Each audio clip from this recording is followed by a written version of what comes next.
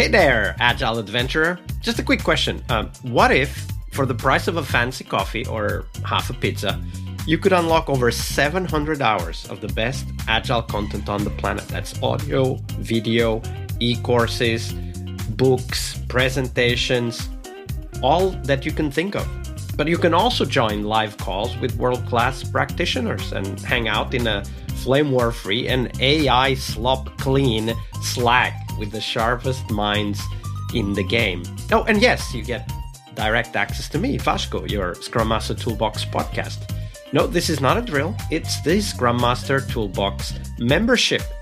And it's your unfair advantage in the Agile world. So if you want to know more, go check out scrummastertoolbox.org/membership. That's scrummastertoolbox.org/membership. And check out all the goodies we have for you.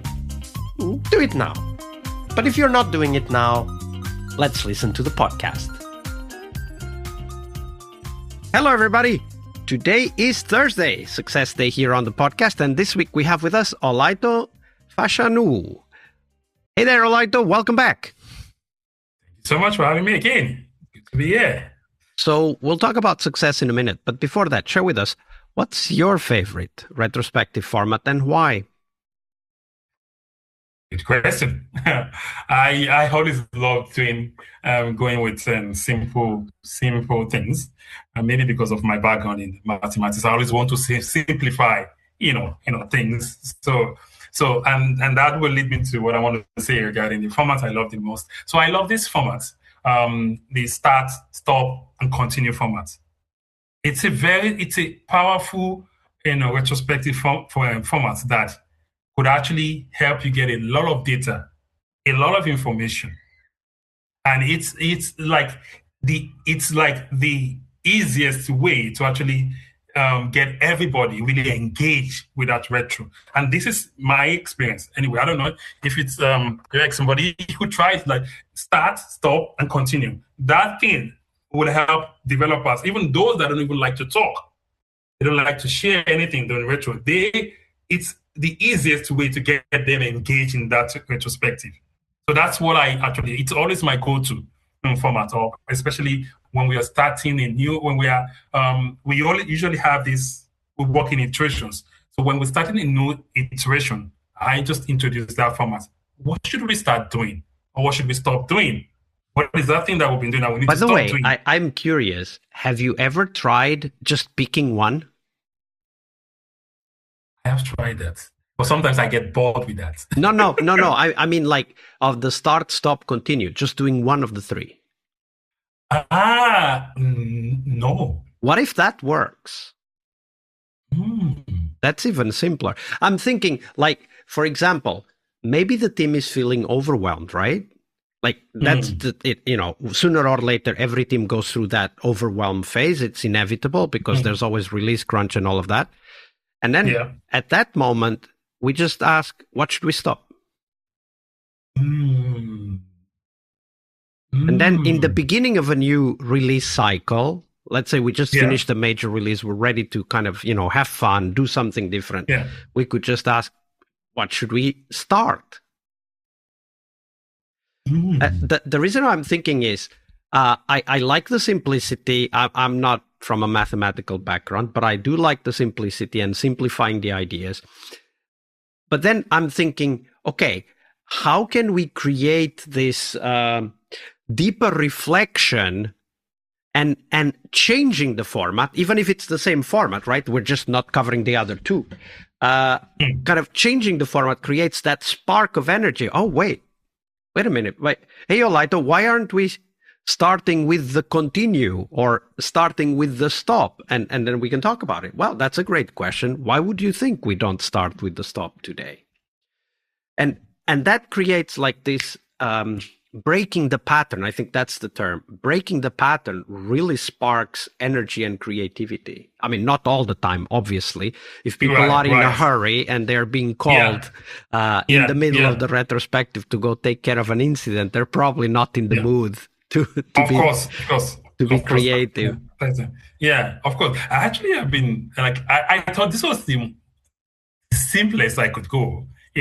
But I think you've given me another idea to actually experiment with.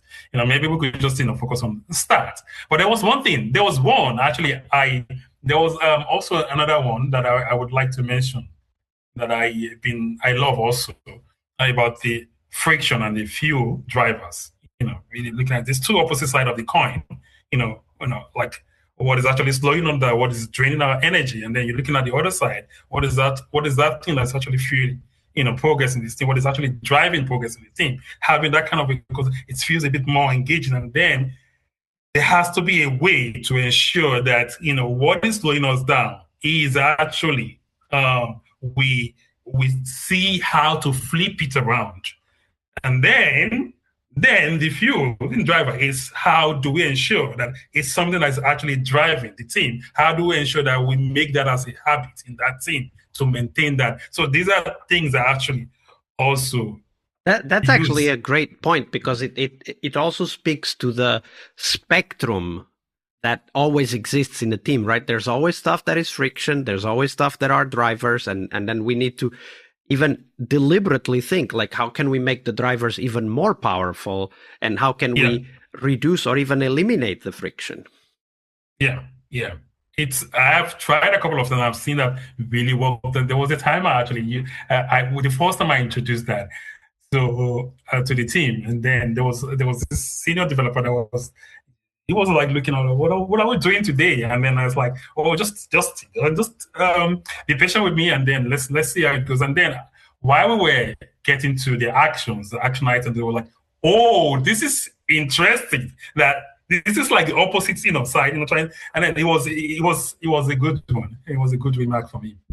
Awesome. All right. Those are the retrospective formats. Check out the links in the show notes, everybody. But now let's turn our attention to the success for Scrum Master. So, Olaitan, how do you define success for yourself as a Scrum Master? Right. Good question. There are two things I look at for: team effectiveness and also team health. So I actually base my success, metrics on these two. So like in team, how effective is this team at delivering value?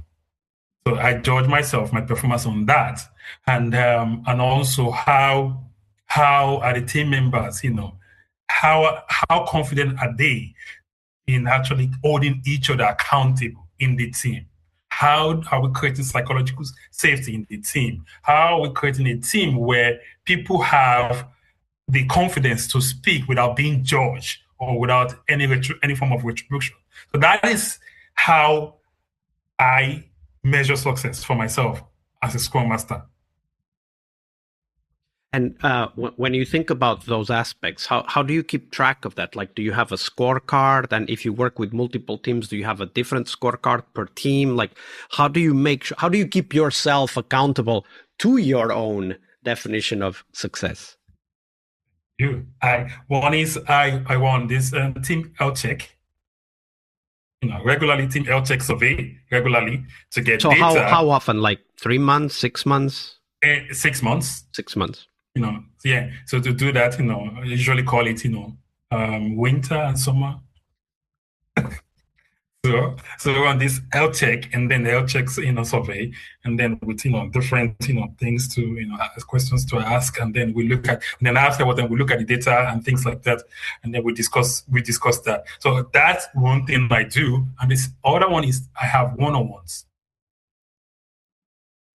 with everyone in the team.